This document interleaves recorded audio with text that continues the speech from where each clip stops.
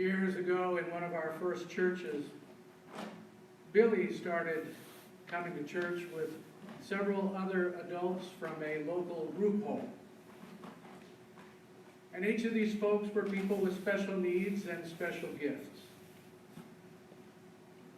Billy is the only one I truly remember because he was extremely outgoing and enthusiastic, and he became my friend. He was confined to a wheelchair, and when he said hello, which was always loud, his body twisted and jerked, nearly throwing him out of his chair. Billy did not have a quiet mode when it came to talking. The whole church knew when Billy showed up. His smile was infectious, and his sense of humor was sharp. Every Sunday I look forward to seeing Billy. The excitement he showed in being able to just go to church was infectious. Sort of like Maggie yelling out, "Yay!" every once in a while from the children's corner over here. And as Billy and I got to know one another, he shared with me some of his deep frustration at being confined to a body that seemed out of control. His parents, whom he loved very much, had taken him to many doctors and healers, only to be disappointed time and time again.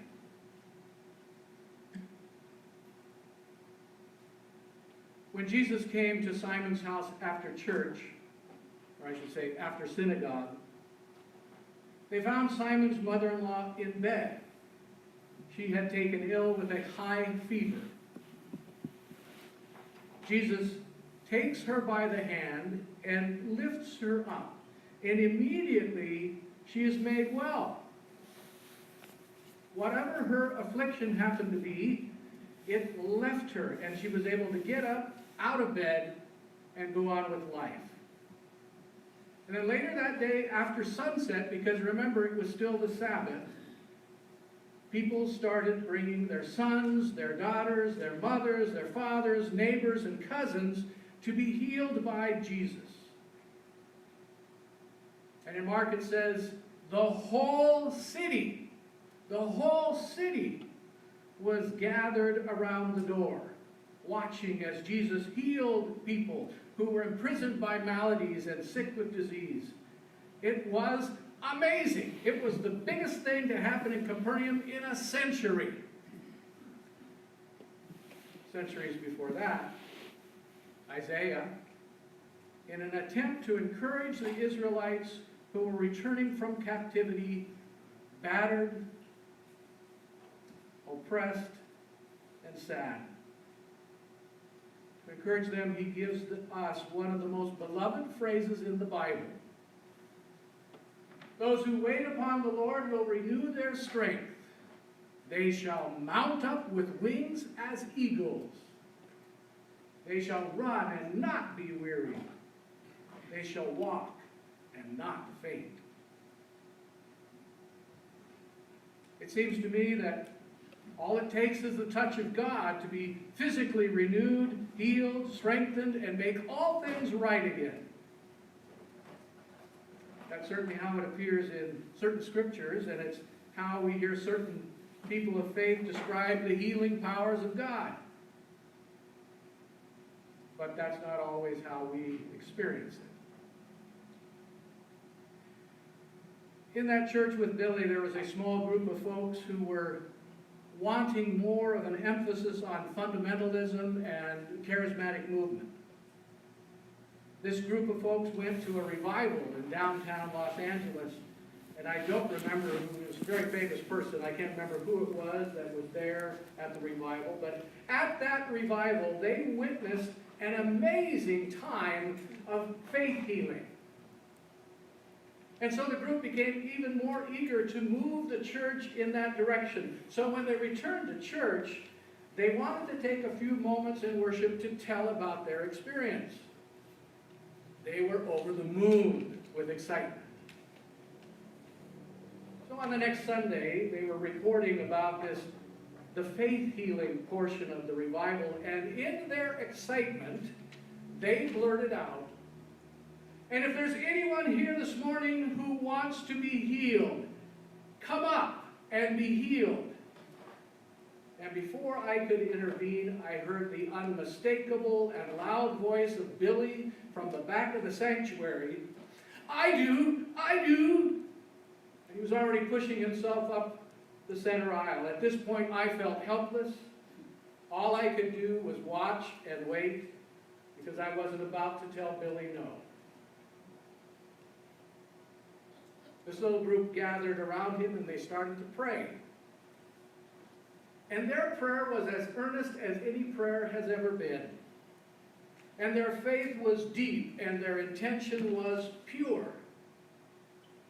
And they laid hands on Billy and tears streamed down his face. The morning after Jesus had healed all those folks in Capernaum, very early in the day, he went off by himself to pray. And as the disciples woke up, they soon realized he wasn't in the house, and immediately they set out to find him, because in their minds, he probably didn't understand that there would be even more people to heal that day.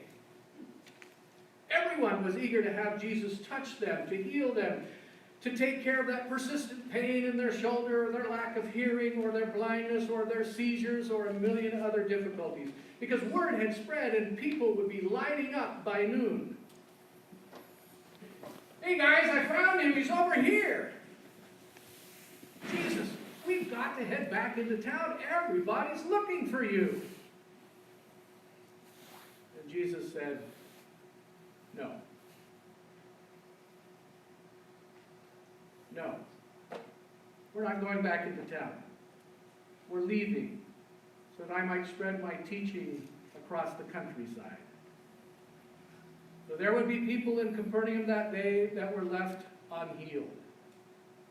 The touch of God was moving on. There are times when we want to be able to use God like a magic wand to change things, to heal the ones we love, to prevent violence, to create a better world. And we're sometimes disappointed when God doesn't work that way. If only Jesus would stay around and take care of our every need. If only God would truly give us the strength to mount up with wings as eagles every time we're weary and discouraged. If only our prayers and desires were like marching orders for God, and God would do our bidding every moment of every day. Where is the touch of God when we need it?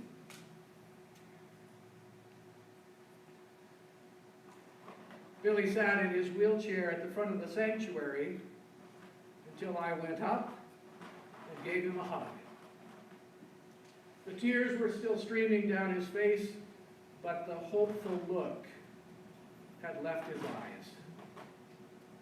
The small group of folks had wandered back to their places in the pews, and I pushed Billy back to his place, his body still twisted and jerking. I don't remember anything else that took place in worship that day. I don't remember how I moved the congregation beyond what had just happened, but I do remember greeting Billy every Sunday until he could no longer attend church. I remember the joy that we felt when we saw each other. I remember being touched by his enthusiasm and his joy.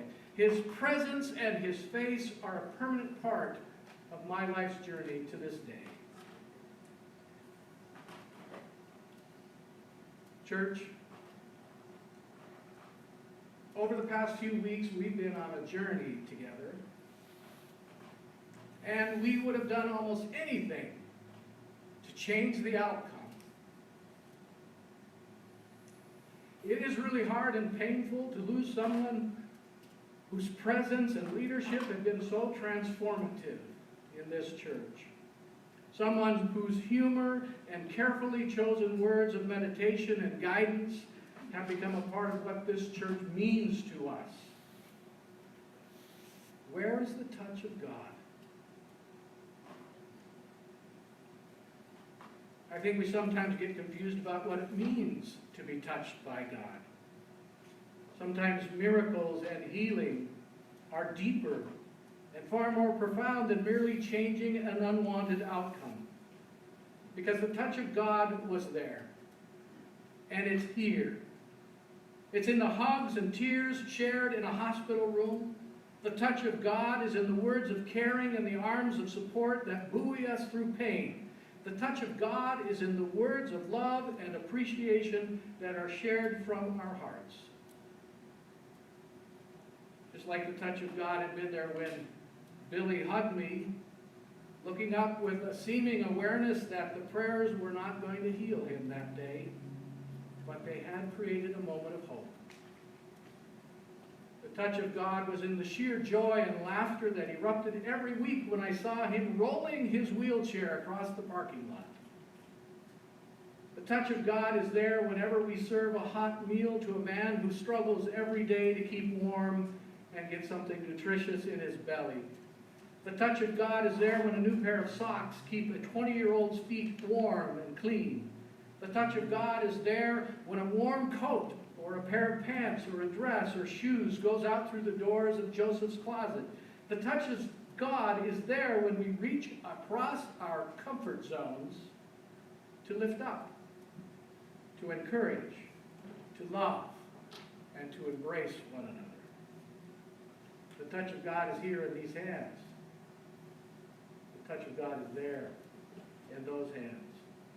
It's in our hearts. It's there when we allow ourselves to be instruments of God's grace and love. It's powerful. It's life-changing. It connects us to one another in strong and eternal ways. The touch of God moves us to care in a world where it is increasingly becoming easy to lose hope and become jaded. The touch of God, when applied generously, will change the church. It will change the community.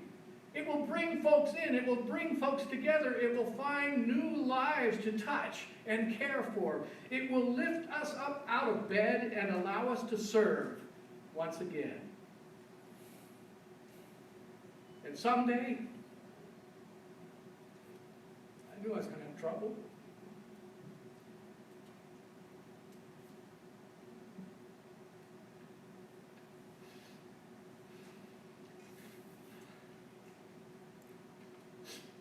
Someday when we come to the end of this earthly journey, when our energy has left us and we breathe our last, God will touch us once again, and we will mount up with wings